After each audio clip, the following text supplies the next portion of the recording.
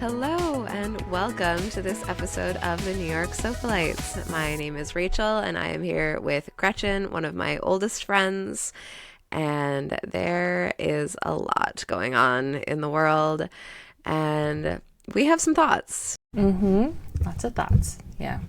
And although this week it seems like mercifully not as much is going on in the world, and I think that's because it's spring break. I mean, you'd hope so. It does feel a little bit slower news cycle. Maybe the Mormon wives sucked all the energy out of the air. They did, and now they have to go to ground because it's Holy Week, and they got to get serious. True. So Get serious. Yeah. I don't think we're going to be right with their lords. We're not going to be hearing from the Mormon wives until after Easter. I would hope so. Yeah, because we know it's serious. Don't they do like a sourdough competition or something? I don't know. Whatever. Oh, is this like a Mormon thing or all Christians do this? I think it was just them. They had like a baking competition or something. I could be wrong. I feel like that's so very unfair because this week is also Passover, the week of the year where Jewish people are not permitted to eat bread. So a sourdough competition this week seems like unnecessarily cruel. Can you eat bread on Sunday though? No. When does it stop? It's a week. So it starts from Friday? From tomorrow? No, it started on Wednesday evening. Okay. And it's a week long. So you have until Wednesday. So we have until when this is our like last little like crash diet before beach season holiday. It seems like a practical Jewish tradition. Yeah. But it's incredibly practical. Like you guys, like not you guys. I don't mean to. It's fine. Make that you're a you Christian. Could just say the Christians. I'm ethnically Christian, I guess. So I guess it's actually just the Catholics that are like, we're gonna do fasting, but we're gonna pick one thing. And the Jews are like, no carbs across the board. So no carbs at all? Well, I mean, so nothing that's like made out of like certain grains. So I think it's like not leavened or something. Yeah, it super can't be leavened, but it also, even if it's like unleavened, can't be made of certain grains. Okay. So question, and pardon my ignorance, but where does challah come into the mix? Because everyone's selling challah right now. I feel like they are mistaken because you cannot have challah. I was like, why is there a challah out right now? Because I'm like, it's they're selling it to the goys. It's for you. Yeah. Oh, okay. They're like, you can pretend you're Jewish for a day too. I guess like we can't have an entire week without the challah profits, so we need. That's true. Someone has to buy it. Someone has to eat the challah. Yeah. That's why it's like matzah balls, which are not. Yeah, grains. So it's matzah balls and it's matzah, and if you are Sephardic, you can have rice, but Ashkenazi people don't have rice. Okay. And yeah, it's pretty miserable. Yeah. I'm not like compliant with this. Like I don't really do it, but I can imagine that like if I did, I would be really sad.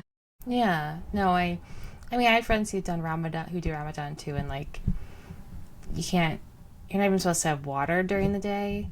Which seems unsafe depending on like what you're doing. Yeah. Though if you have your period, you can do whatever you want, I guess. No, they let you nice. skip it. Yeah, they let you skip it. I remember I worked at Starbucks with two girls who were practicing Ramadan, and one girl was like eating, and someone who was not Muslim was like, "Why are you eating now? I thought it was Ramadan." And she's like, "None of your business," because she had her period. Like Gentiles love to tell people their own religions. I know. Yeah. That's wild. I know. That's so interesting though. Like because that's like another, I guess these like late winter fast holidays like are kind of like, we're doing them across the board. We're just kind of like doing them in different ways. Like Muslims are like, well, we're fasting, but only during the day. We're like, we're fasting, but only the carbs. Yeah. The Christians are like, we're fasting, but only the things we really enjoy. Like meat. Like meat, but only on Fridays. No, you can have fish on Fridays. I think you can. Oh no, you're right. It's only Fridays, no meat. That's why you have. On Fridays. That's why you have. That's why it's Fish Fridays. Right. It's just so silly because it's like, what's wrong? Fish is great.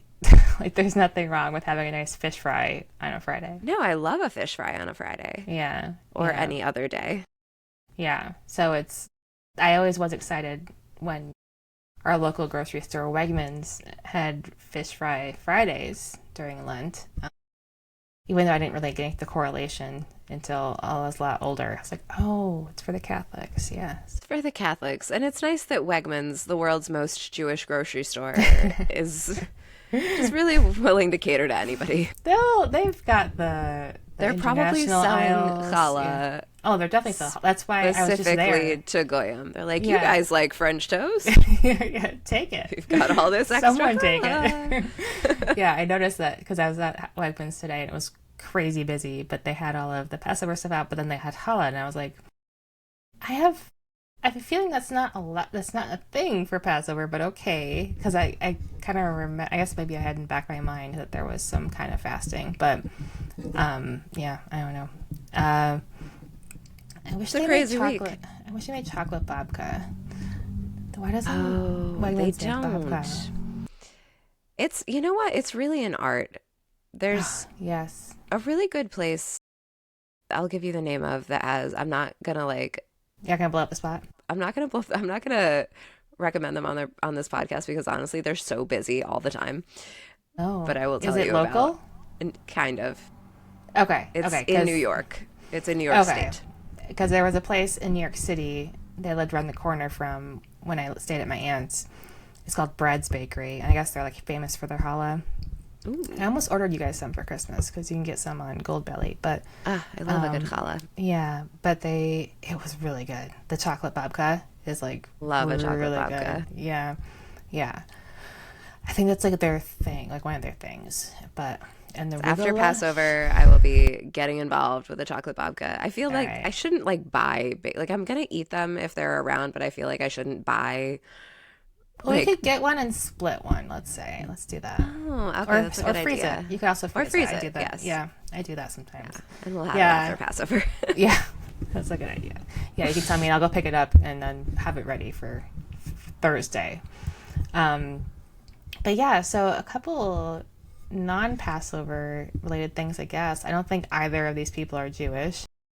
But Blake Lively and Justin Baldoni, some new developments today in there. They're for sure not Jewish.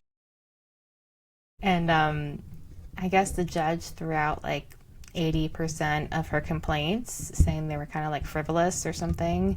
Yeah, so 10 out of the 13 counts in her complaint were dismissed, which is great because she's still got 3. But the most interesting part about this, I think, is that the sexual harassment claims were thrown out. Yeah. Which, you know, I'm not a judge, but I think that some people are going to have some thoughts about this. Yeah. I mean, I wasn't there. I can't say. I do think it does get very messy when you're making a movie, and I guess the big thing was like they hadn't discussed him, like, maybe nuzzling her during a scene of dancing, and then he did, and like that seems like a little gray to me because it's a character. I don't know. Yeah. If Brooklyn Beckham has anything to say about it, a nuzzle that was not consented to can ruin a relationship. And I think that's what we're seeing here as well. Yeah. Like, you think you can just go in for that nuzzle, whether it's your son or your scene partner, and you'd be wrong. People have the right to consent across the board. Yeah. And I guess they weren't really going method, so you can't really blame it on that. But no. Yeah, because I did see part of the video that he released that was like, look at the situation. It was totally normal. And they were just like chatting about like their spouses. Like it was not like they were not really in character. So it's kind of weird, but they were supposed to be in character. Like, I don't know. So yeah. It does seem to me like, not that I don't really know what a judge is looking at in this. I haven't read any of the decision or anything, but it seems like the boundaries were kind of all over the place with this production. Yeah, it seems that way. I think it was a lot of people who were doing things for the first time, thought they knew better, did not have enough structure, should have just drawn lines a little bit clearer, maybe. I don't know. Yeah, you're right. Yeah, like it seemed like, yeah, people did not have role clarity. Mm-hmm. And they also, like, interpersonally just did not have good boundaries. Like, Yeah. you know, I'm a big fan of workplace boundaries. Like, I Mm-hmm. have very strict workplace boundaries. And this is why, because you don't want this kind of shit to happen, and then Mm-hmm. everybody's suing everybody, and then Taylor Swift is involved, and it's like a whole thing. So, Someone is telling Taylor Swift you're a clown, and you have to. She texted Taylor Swift that this guy was a clown and a and like doofus and he stuff. is a clown and he is a doofus, but also Yeah. we know that Blake Lively is kind of a tough hang. Mm-hmm. Yeah. So, I think it was a little bit like oil and water personalities. Like, so probably just not the right project for either of them. Also, kind of miscast, in my opinion, knowing nothing about the book, but something about the story. somebody's just rubbing us the wrong way about this. Yeah. Like, they should not have been playing those characters, in my opinion. I don't know, but I don't know anything about this book. I'm not like a Colleen Hoover. Like, I'm never gonna be this person. So, I think it was, I don't know. I mean, it just needed to be, I think there needed to be a greater level of naivete, according to all the super fans. There needed to be like a little bit greater level of naivete with the female lead. She did have red hair. Blake Lively wore a wig or dyed her hair or something. her hair looked whack in this movie, I will say. And she dressed herself and Also put whack. herself. Those overalls give me nightmares to this day. Yeah, and she put herself in like $100,000 shoes. This is a woman who's a florist who's like starting over in Boston after being, and it's just like a little out of touch. I don't know. It was a lot, but whatever. Clearly some creative differences going on. So, Yeah. I mean, I wish them all the best with, whatever lawsuits they will still they will be have moving forward with. Yeah, whatever yeah, a judge will hear, I'm sure will be interesting. Yeah. So Yeah, we'll try to keep abreast of it. Yeah, we'll keep our ears to the ground. But it's also springtime. Nice time for renewals and happy things and things flowers growing again. Yeah, florals for spring. Florals for spring. We were talking earlier, like, what are some of our favorite spring trends this year? What are some, like, either favorite floral moments in fashion, florals for spring fashion, or alternatives to florals for spring? So does anything pop to mind for you in any of that umbrella that you want to discuss?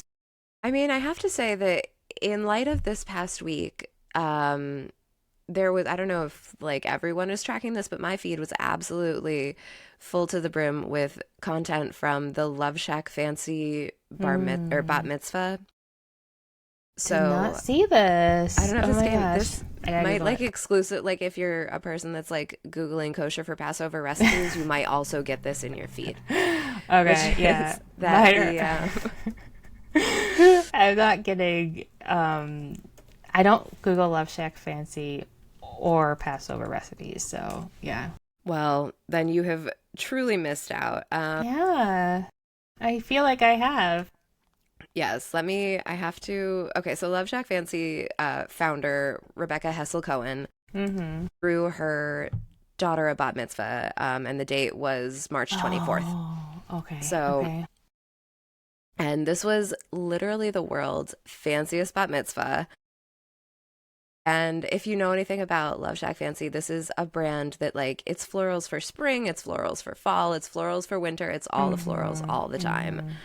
So it was a literal bat mitzvah. I was thinking it was like fashion show bat mitzvah, but it was a literal bat mitzvah. Okay. That honestly would have been so fun and is something that they would probably do. I really love this brand and I really love this founder. I think that a woman-owned fashion brand that is so feminine in its aesthetic. Yeah. everything is floral, everything is beaded, everything is pink. And I first became aware of this brand during COVID when everyone was obsessed with like the Bama Rush videos. Do you remember the Bama Rush TikToks? And when everyone was doing their fit check, they were like, outfit by Love Shack Fancy. And I was like, what? What is Love Shack Fancy? What is, like, you guys look insane. But then I totally, like, the Kool-Aid sunk into my veins, and now I'm like really all about it. Oh my God, that's so funny. And I was like, I love that, like, this very Jewish New York brand became like this absolute pillar of the Bama Rush crowd, which is so fun and funny, and I really love it. And also now it's really easy to find this stuff like barely used on the Real because these women wear it for like 4 seconds and then they get rid of it because they can't repeat outfits, as we learned from the Bama Rush documentary.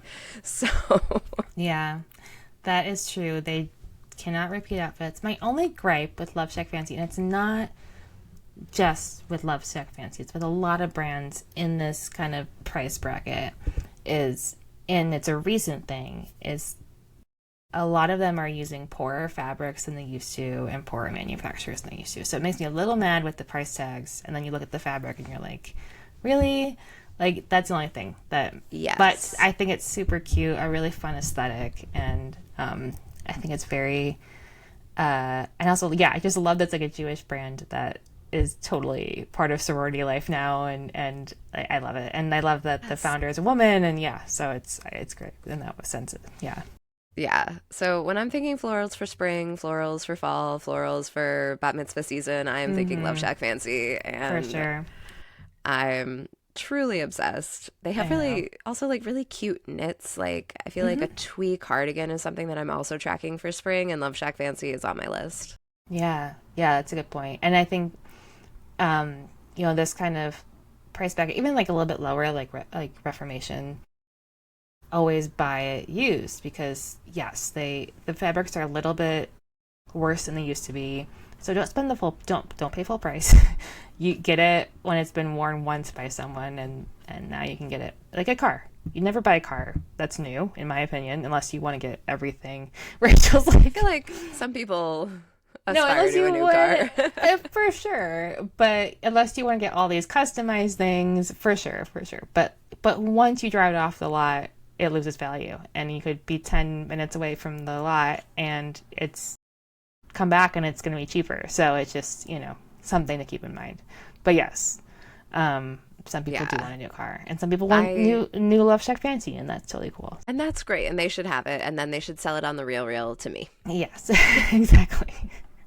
Yes. So that's a great one for spring. I just opened their website, and I'm loving on their hero image, they have these really cute separates, and one thing that we're seeing a lot is underwear as outerwear, again, like from late 90s, early 2000s, and they have this really cute. Love Shack Fancy has this like lacy separate top and skirt, and I love it. It's so cute. And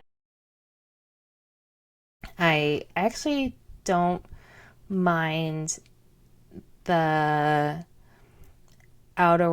underwear as outerwear idea, but I like it to be a little bit more whimsical, like a little bit more like Victorian, like cotton lace, like less like not like as satin, not like like I think it can. Satin is great. I think it can lean a little bit like vulgar rather than creative sometimes, and so I kind of like the whimsical like 70s like gunny sacks or gun sacks kind of like laces in that way, but which is what they're doing at Love Shack Fancy. Yeah, what they're doing at Love Shack Fancy is right now, which is cute. So I mean, I also love like a satin with a lace trim piece done right.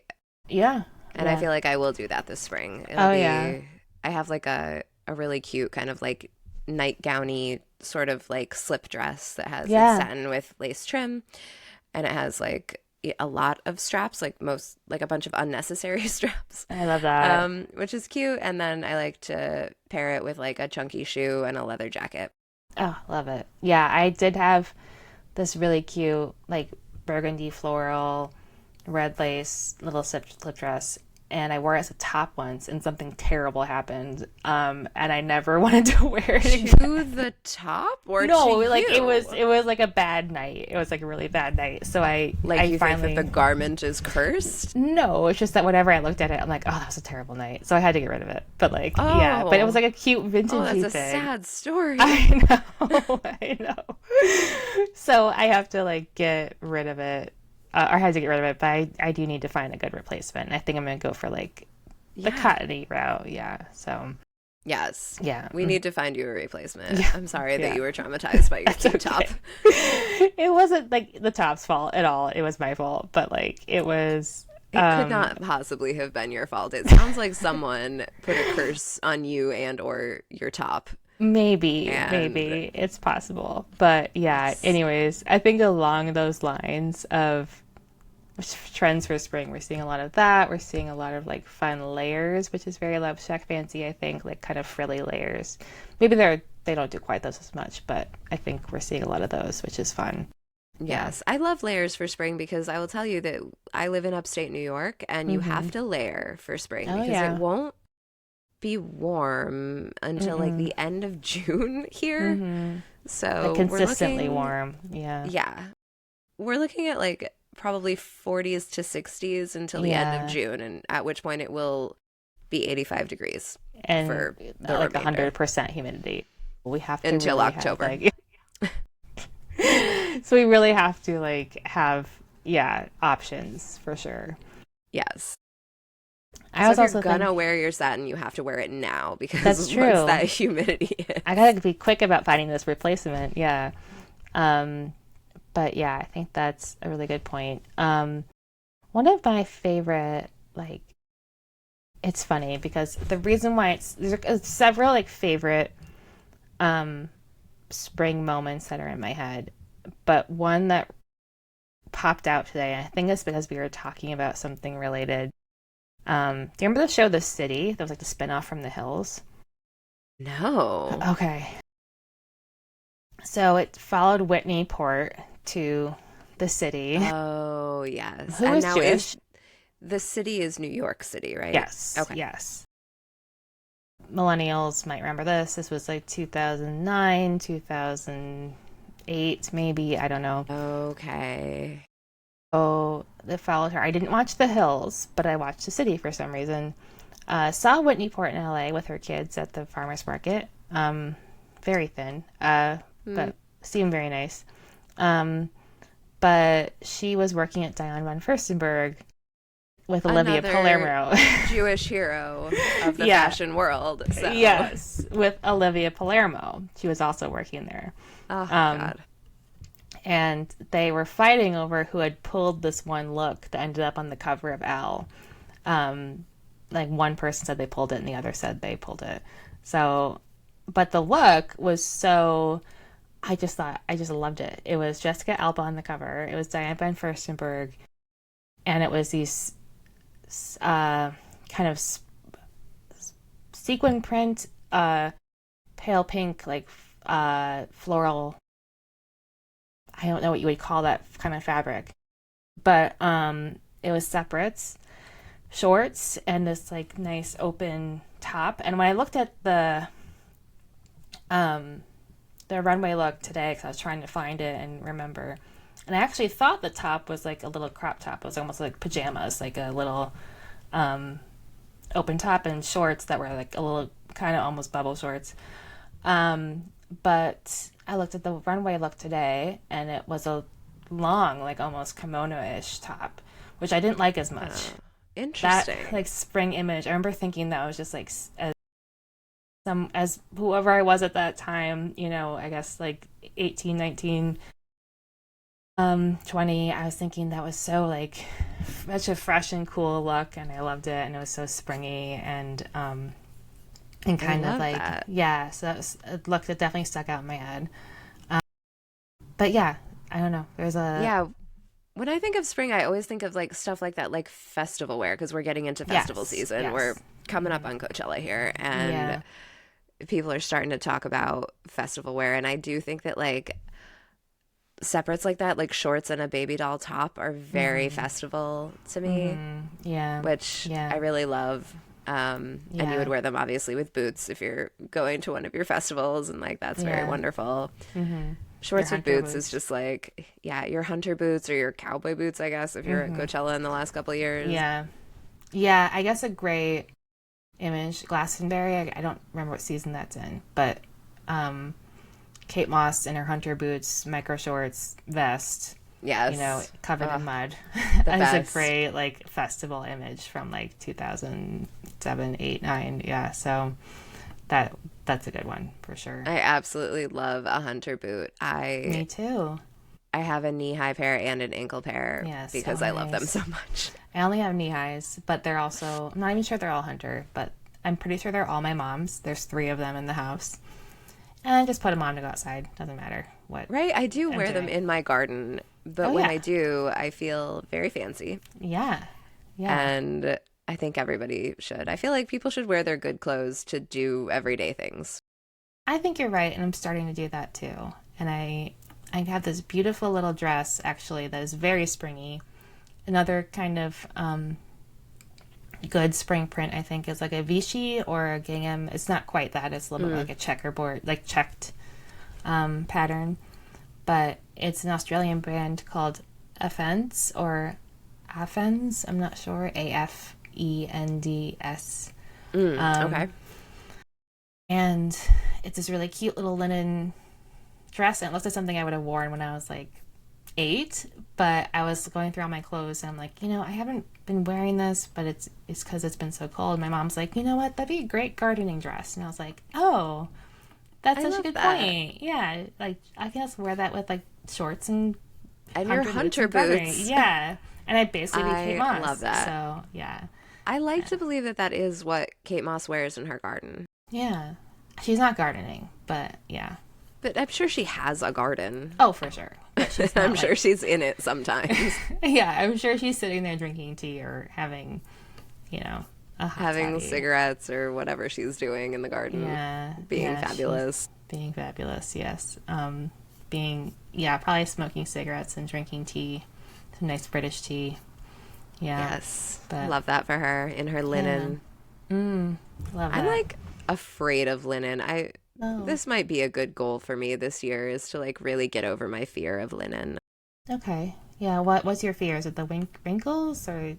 The wrinkles don't really bother me, although it does wrinkle, right? So that's like one. I just don't think it's that comfortable. And I know that people are like, well, you have to get the nice linen. And like, I have a couple of pieces that are the nice linen, and it still is not. I don't know. It's just. I think it needs to be loose. It can't be tight linen. Well, yeah. Yeah. But like a linen top it. I can do, but like a linen pant, even if it is like I have like a pair of like very nice linen, kind of like a palazzo cut pant, and it's like uncomfortable.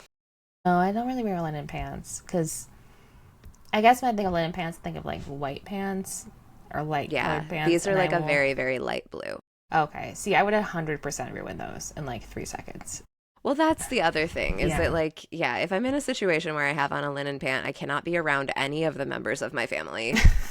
So what are you going to do? So where am I in these linen pants, Yeah, exactly. Like my dog will immediately jump on me. I will take her on a walk and then she will, I'm trying to get her not to jump, but when she's excited, she still has problems following the rules. Even if they don't jump, they get their nose on your pants. Yeah. Like and a dog will put their nose on your pants. Yeah. So I've gotten many a dirty sweatpants, sweatshirt after walking her just from her. And I cannot wear, they'll come back dirty around the hem. They'll come back, with a spill on them from lunch. Like, there's there's a reason why I wear dark colored jeans mostly. It's because something will land on them. I want to speak in favor of a dark color jean. Like this is some propaganda that I am not buying into this season, is that like I'm not doing a mid to light wash denim. I'm just simply not. Like, I'm so sorry. Like, I get that it's spring, but you know what mid to light wash denim does to people who are not Kate Moss? It makes you look rounder. Oh, yeah. It washes you out no matter how beautiful your skin tone and your hair are. I feel like we gotta let it go. Like, we're gonna leave it in the mid 20th century. We're moving into 2026 and we are leaving behind mid to light wash denim. Yeah, I get it. I have a mid wash pair, which I do love right now. But they're pretty much like sweatbands because they're so baggy. And This is so like a Gen Z cut jean. yes, 100%. Yeah. I got them used. But I did have I a can really maybe get behind that. If they have like a really like indigo tone to them. that's kind Like of what I don't are, want yeah. is like a stone wash of any kind. Oh yeah, no, I'm not in the stone wash. I also have this really light pair of jeans. I'm getting rid of them because now I have this really light wash pair of jeans, and I thought they were so cool. And I would wear them around, and I'd see myself in like a window or a mirror. I'm like, oh, I do not like these. And then one day I was wearing them, and I like went on a date with a couple guys, and I was like, or a couple guys, with this one guy a couple times. He's like, oh, there's like acid wash jeans, right? And I'm like, no. And then I thought about it, I'm like, are they acid wash? They're not, but they're almost like that, almost have that like undertone to them. Where I was Okay, like, so it's oh no. very, very light. Yeah, I was like, oh no. Like it was very light. And it's not that I have anything against acid wash. It just was not what I was thinking. I was styling them like they were not. So that all of a sudden I was like, I don't know what to do with these anymore. So they didn't look good on me. People thought they were acid wash. I don't know why I was still wearing them, but a you know. man thought they were acid wash, and it's but like, two men did ask. Two men did line ask the up same question. 100 guys, and I would be shocked if 2 of them could correctly identify acid wash. True, you know? true. Like, Yeah, it was this two is not separate something guys. that they're Yeah. outside of like Bill and Ted. These men do not know what acid wash is. That's a good point. And I will say that was the second guy who had asked. The first guy who asked, I'm like, that guy's an idiot. And then the second guy asked, I'm like, oh, maybe I'm the idiot. So I don't No. What you like, if you're getting rid of these pants, it's because you did not feel good in them. It's not because of the male gaze. We don't care about the male gaze. No. I just think they were telling me something that I didn't know. Like, they weren't like, oh, those are terrible. They're acid wash. They're like, oh, like, nice acid wash jeans. They're like, these have like more of a sky blue than an indigo undertone, and they're reading acid wash. Yeah. And I was just surprised because that's not what I was reading. So I was thinking, oh, does everyone read it this way? Not just men? God, does everyone think I have on acid wash jeans? Can I tell you that I did my closet purge the other day, and I rescued a pair of acid wash jeans that I was going to get rid of, but they are the most perfect like chick at a Def Leppard concert jean. Like, they have a high waist and that like little like cowgirl basque seam, and also are tapered in acid wash, and like, oh my God, I really love them. I have no idea where I'm gonna wear them. I probably won't ever. No, see, those are great, but they're fantastic, and I love them.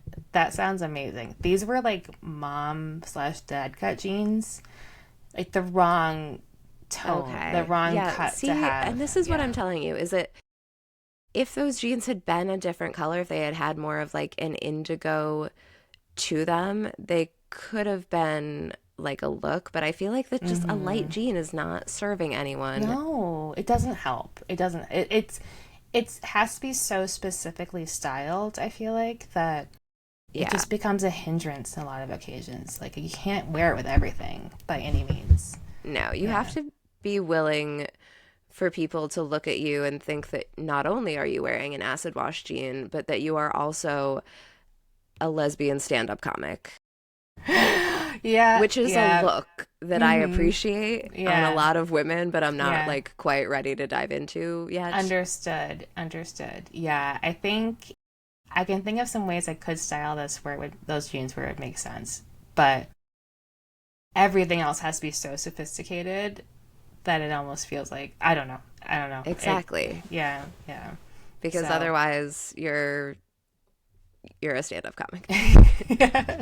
You can, even on our best days, like with a great t-shirt and like a fantastic knit sweater and like the best loafers, like, we're getting asked out by women in that outfit. Yeah. which is fine. Great. I'm more afraid of being a stand-up comic than a lesbian. That's more of a... Yes, people expect you to be funny when you have that outfit on, and that's a lot of pressure. I can't do it.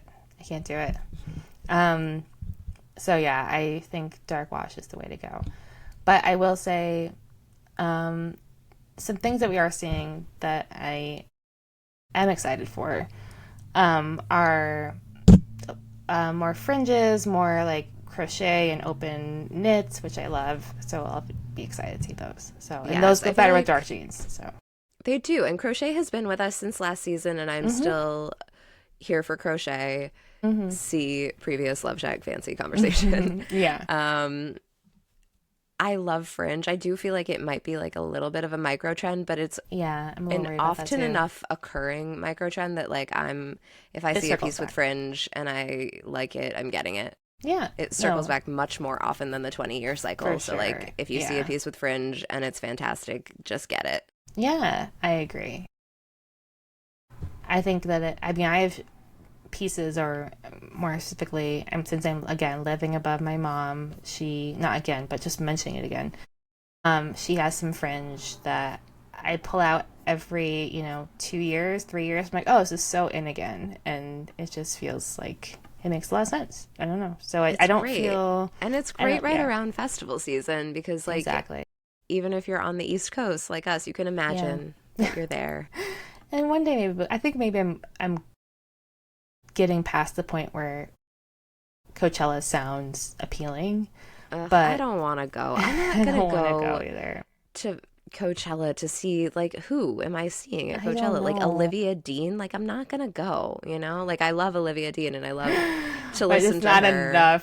Not enough to go out there. I'm not gonna stand in a field and listen to Sabrina Carpenter. That's insane. These people are insane. Like, also, what happened to a good old stadium tour? Like, I know. Nobody wants to stand in the cold at night in California in a field and listen to somber. Guys, you forget that it's cold at night. No one remembers. No one remembers. You wore those bubble shorts, and then you're freezing your ass off. Yeah, and all these people fly in from all over, and they're like, "Why is it cold? It's California." It's like, it's because it's a desert. Desert gets cold at night.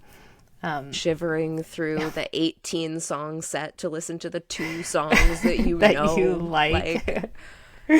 Yeah. It's so dumb. Come to outdoor concerts on the East Coast in the summer where it's warm all night. Yeah, that's something I really missed when I was in LA. I'm like, I miss a warm evening. And I told that to someone. They're like, what? And he was visiting from Miami. He was like very confused. And then we left the bar. It's warm at night in Miami, right? No, I know, but he didn't realize that it was cold in LA, I guess. We left the bar. He was like, oh, it is cold. I'm like, yeah. On the East Coast, it's you have a balmy evening all summer pretty much, which is great. And I missed that.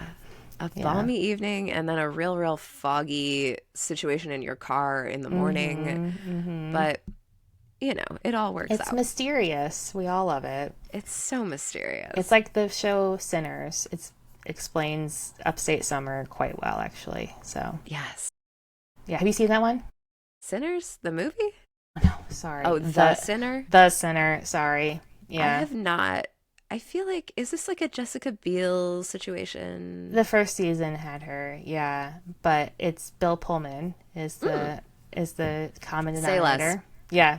And it's literally all upstate New York. Like one scene from, like one of the B-rolls from season 2 was the route between my house and my college. And I used to see this billboard every time. And they just, it's like perfect. It is spooky there. Yeah. When you're going up 38 to get to Ithaca, it's real spooky. And if it's foggy, forget about it. Yeah. So it basically, whenever I am homesick, I can just watch that. I'm not homesick because I'm home right now, but I can just watch that show and it's great. So, and it's a perfect encapsulation of like upstate summer. So, guys, upstate New York is such a good place for film and TV.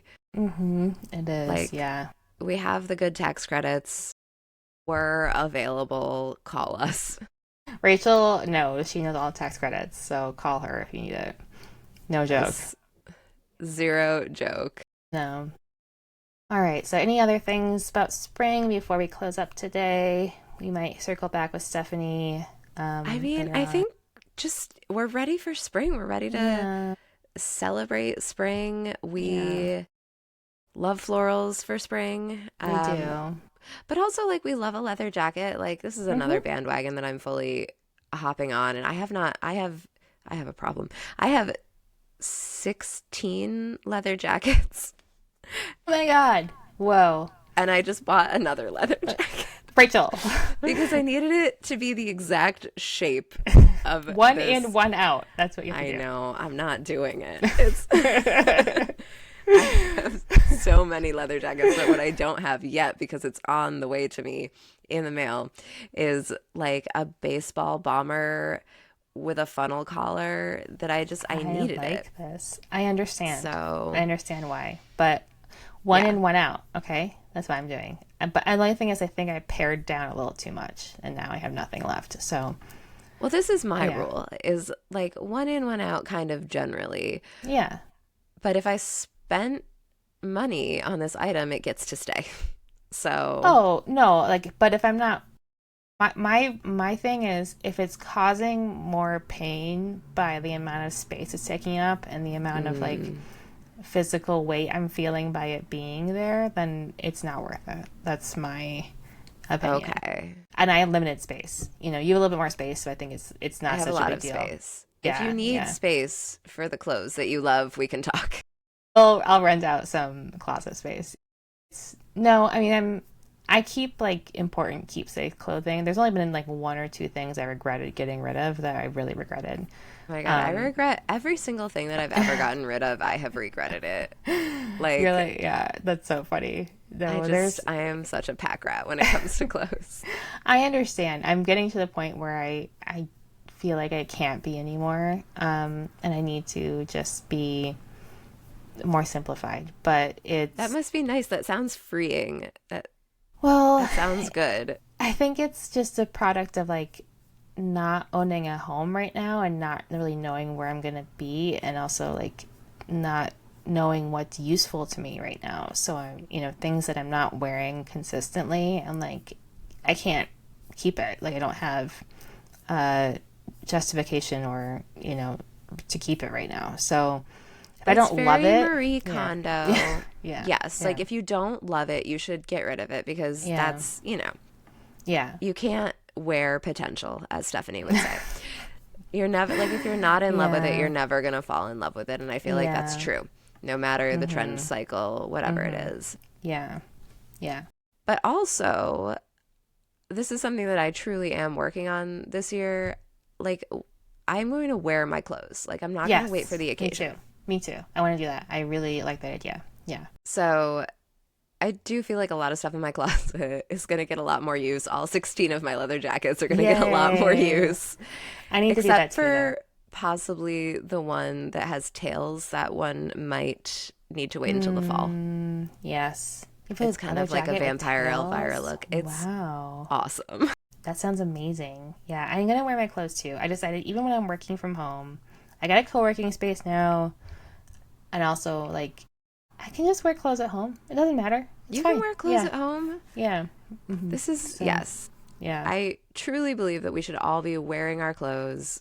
Yes. Don't wait for a special occasion. You're right. Not waiting for a special occasion and layering them when the weather is inappropriate. Yeah. I love that. Yeah. All right. So springtime, wear your clothes, thin out if you need to, but wear them all and decide what you don't want by wearing them all. So that's a good plan. Yes, exactly. Take them out and see if men misidentify them, and then that's don't use that information to make your decision. It wasn't about the men. It was just the fact that other people were saying that something I didn't see, and I'm like, oh, I'm not seeing something here. So you're so right. Honestly, like, sometimes having perspective is the greatest gift. Yeah. And even if it comes from a dumb man.